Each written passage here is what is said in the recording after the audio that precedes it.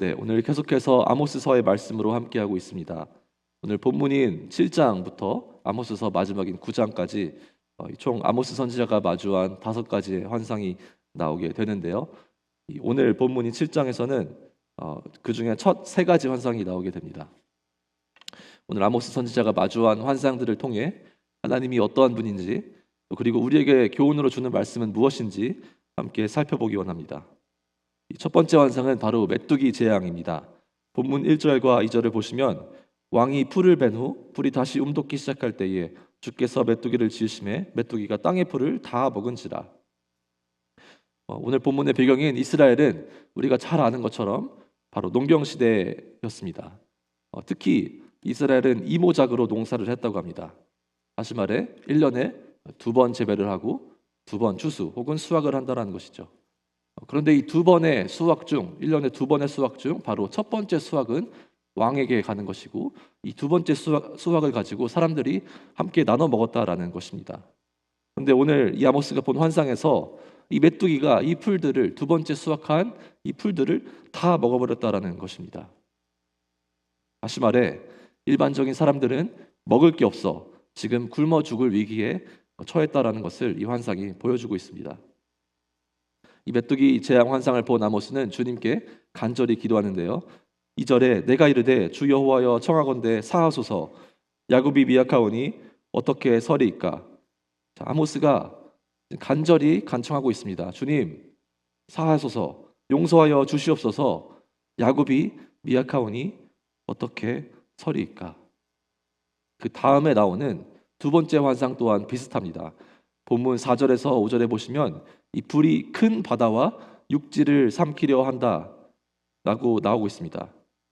이에 아모스는 방금 읽었던 말씀과 같은 마음으로 주 여호와여 청하건대 그치소서라고 간구하고 있습니다. 자, 이렇게 간절히 간구하며 용서해달라, 멈춰달라라고 간구하는 이 아모스에게 주님은 뭐라고 답을 하십니까? 우리 함께 본문 3절 말씀 한 목소리로 읽겠습니다. 여호와께서 이에 대하여 뜻을 돌이키셨으므로 이것이 이루어지지 아니하리라. 여호와께서 말씀하셨느니라. 아멘. 주님의 답은, 주님의 반응은 바로 그의 뜻을 돌이키셨다. 이것이 이루어지지 아니하리라. 다시 말해 그분은 심판의 뜻을 돌이키셨다라는 것입니다. 이것을 통해 우리가 알 수 있는 하나님은 어떠한 분입니까? 바로 하나님은 긍휼하신 분, 자비로우신 분, 그리고 심판을 예비하셨음에도 불구하고 여전히 그분의 마음 가운데는 긍휼이 있고 여전히 그분의 마음 가운데는 자비가 있고 자비가 있다라는 사실입니다. 사랑하는 성도 여러분, 바로 이 사실이 우리 신앙의 시작점이요 소망의 근거가 되는 것을 믿는 저와 여러분이 되시길 소망합니다. 우리 신앙의 시작점이 무엇입니까? 우리 신앙의 시작점은 바로 우리의 의 혹은 나의 노력, 나의 깨달음, 나의 지식이 아니라 바로 죄로 물든 우리이지만 그럼에도 불구하고 주님께 간구하며 돌이키며 회개할 때에 용서해 주신다는 사실이 바로 우리 신앙의 시작점이라는 사실입니다. 그렇다면 우리 소망의 근거는 무엇입니까? 우리 소망의 근거는 밝은 미래, 풍족한 미래, 창창한 앞길이 아니요 바로 심판 가운데 사망의 죄 가운데 죽어졌어야 했으나 우리를 건져내신 주 예수 그리스도의 보혈로 말미암아 건져내신 바로 측량할 수 없는 주님의 이 긍휼과 사랑이 바로 우리의 소망이라는 것입니다. 하지만 안타깝게도 이스라엘은 이 은혜를 깨닫지 못하였습니다.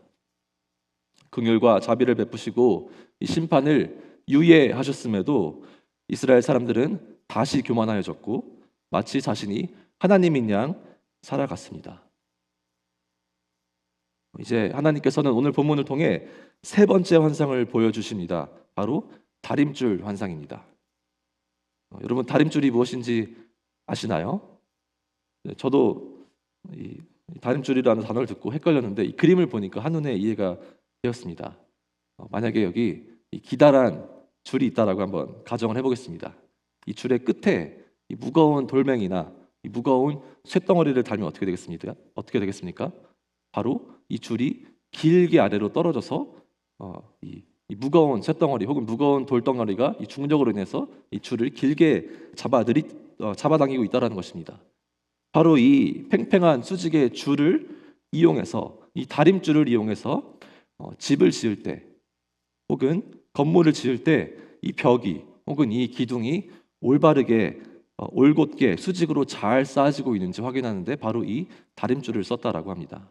바로 이 기준을 가지고 수직으로 잘 쌓여 있다, 올바르게 곧게 서고 있다라는 이 기준을 가지고 당시에 목수나 측량사들이 이 벽이 올곧게 잘 쌓아가는지, 수직으로 잘 올라가고 있는지 확인하는 용도로 이 다림줄을 사용한 것이죠.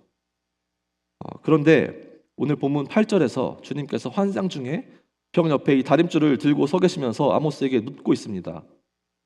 아모스여, 네가 무엇을 보느냐? 이럴 때 아모스가 대답합니다. 주님, 다림줄입니다.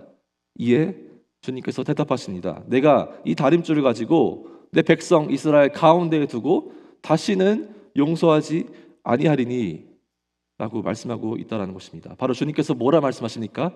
이 주님의 다림줄을 주님의 백성 이스라엘 가운데에 놓으신다라고 말하고 있습니다.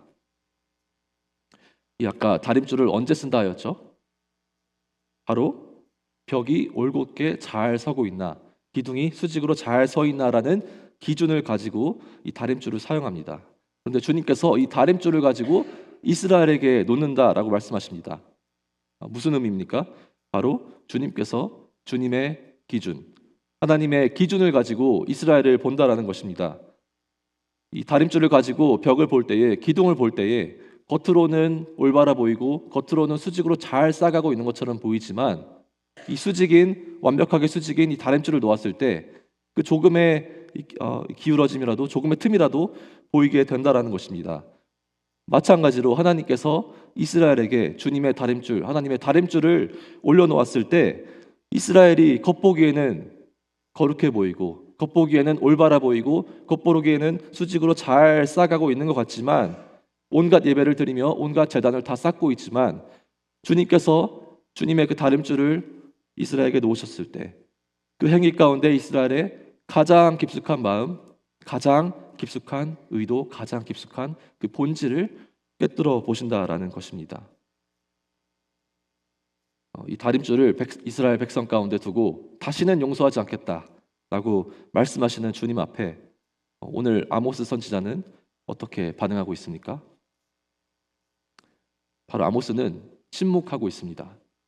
이 첫 번째 메뚜기 재앙, 두 번째 이 불의 제왕, 그때의 환상과는 다르게 이 아모스 선지자는 침묵하고 있습니다.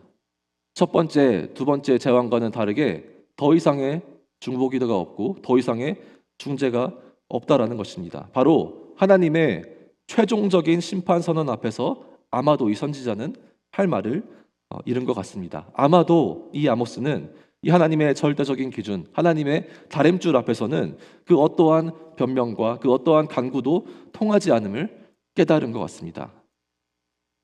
바로 그저 우리 인간의 연약함을 인정하고 하나님의 완전함 앞에 자신을 내려놓을 수밖에 없는 자리로 나아갔던 것입니다. 이 아모스 선지자의 반응과 우리의 삶을 한번 비교해 볼 때 우리 삶에서 우리는 종종 하나님의 기준 앞에서조차 변명하려는 마음을 품을 때가 있습니다. 바로 어려운 상황 가운데, 고난의 상황 가운데 이런 마음을 품을 수 있다는 것입니다. 주님, 제가 그래도 다른 사람들보다는 잘 살지 않았습니까? 주님, 제가 그래도 교회 나와서 예배드리고 봉사 또한 열심히 했으니 저를 좀 더 봐주셔야 되는 거 아닙니까?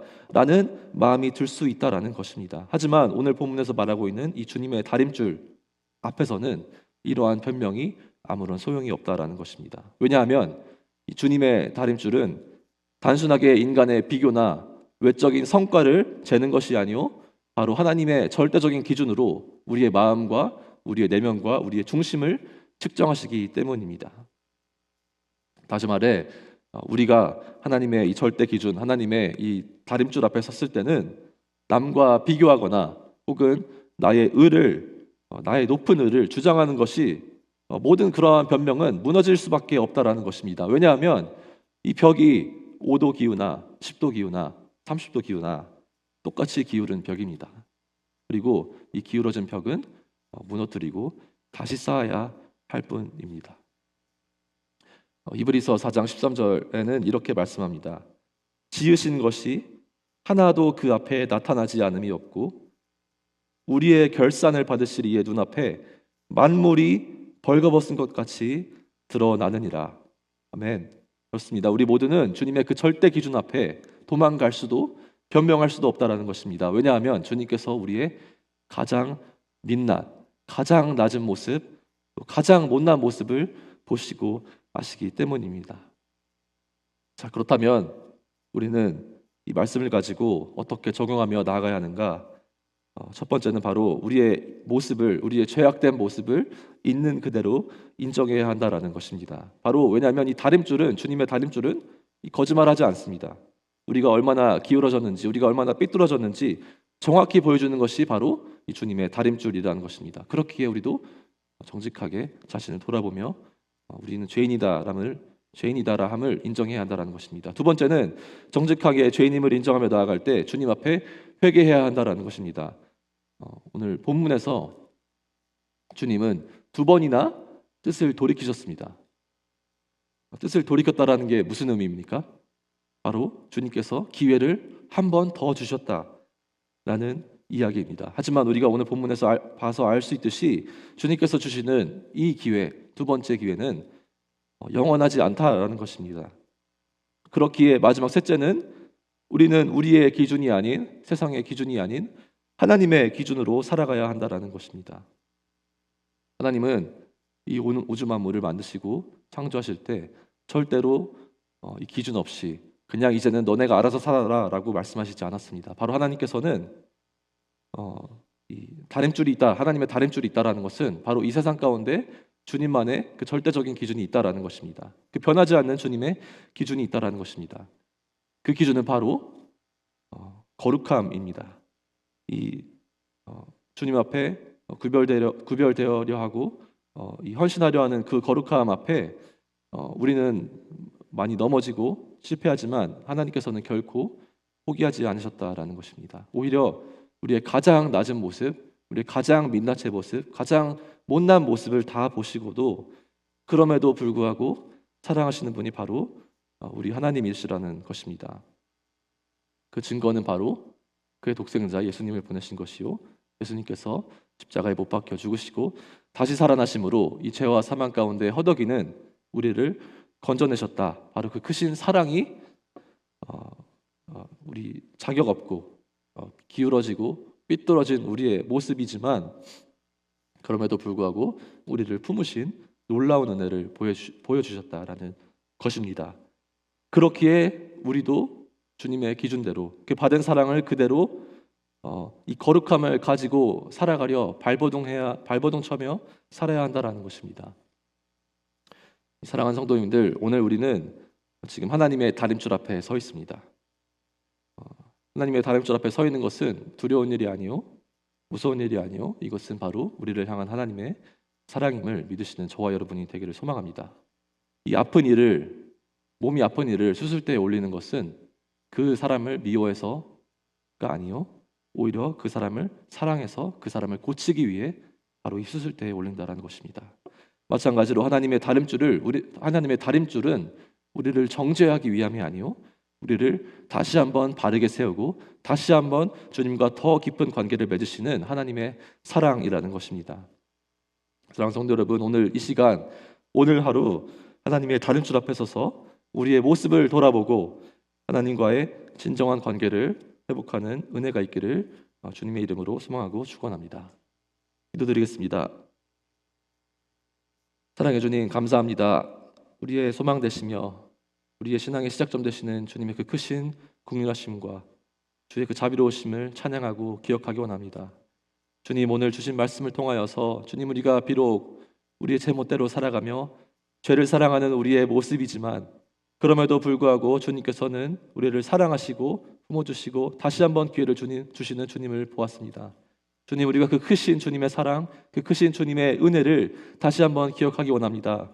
주님의 그 크신 사랑을 받들어 우리 또한 주님 앞에 거룩함으로 발버둥 치며 살아가기 위해 노력하는 모든 사랑하는 성도님들 되게 하여 주시옵소서. 오늘 하루 주님께 온전히 모든 것 맡겨드리며 예수님의 이름으로 기도드렸습니다.